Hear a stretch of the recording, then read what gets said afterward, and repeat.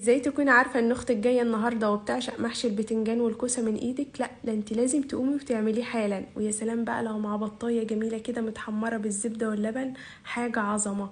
هي الاخت ليها ايه عند اختها غير ان هي تدلعها وتعمل لها الاكله اللي بتحبها؟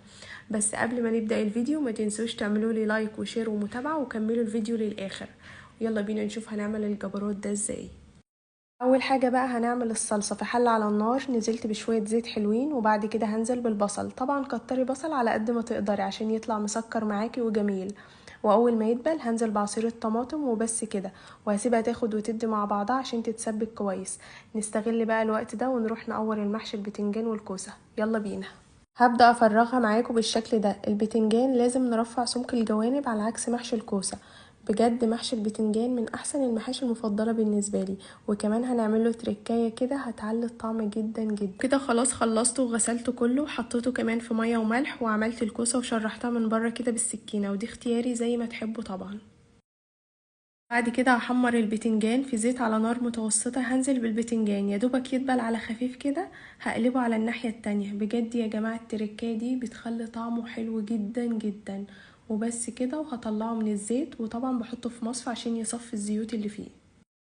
كده الصلصة بقت جاهزة معايا. هبدأ بقى اجهز خلطة المحشي. في بولة هنزل ببصلتين مفرومين وهنزل عليهم بالبهارات: معلقة كبيرة فلفل اسود، ومعلقة كبيرة كمون، ومعلقة كبيرة 7 بهارات، ومعلقة كبيرة من الكزبرة الناشفة، ونص معلقة قرفة، ومعلقة كبيرة ملح. واقلبهم مع البصل كويس، وبعد كده هنزل بالخضرة ونقلبهم برضو كويس، وبعدها هنزل بيهم على الرز ونقلبهم كويس، وبعد كده هنزل بالصلصة بالتدريج ونقلب ونقلب.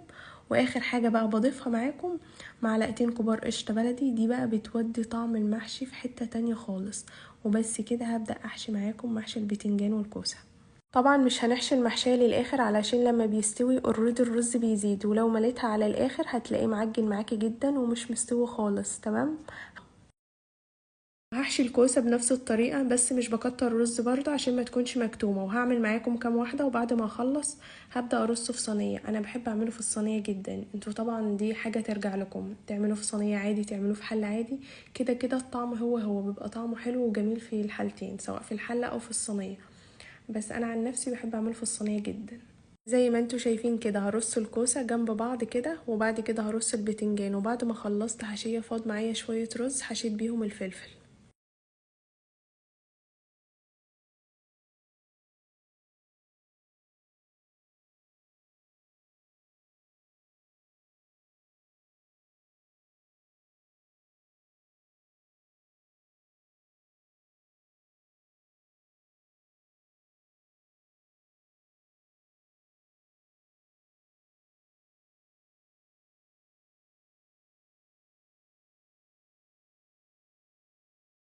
وبعد كده هنزل عليه بالشوربه. يا دوبك الشوربه توصل لنص مستوى الكوسه. بكون طبعا حاطه الملح ومظبوط، وحاطه البهارات وكل حاجه تمام. وبعد كده بدخلها الفرن على درجه حراره عاليه لحد ما يغلى ويتشرب الشوربه. بهدي النار واسيبه يستوي لمده ساعه ساعه ونص كده.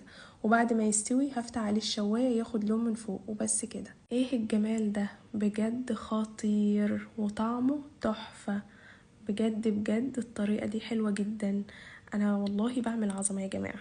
لازم تجربوه بالطريقة دي، تحفة. والبط انا محمراه بالزبدة واللبن وعملته معاكم قبل كده. ما تنسوش تكتبوا لي رأيكم في الكومنتات لانه بيفرق معايا جدا، واعملوا لي لايك وشير. واشوفكم في فيديو جديد في اكلك ألذ مع بنات العيلة. باي باي.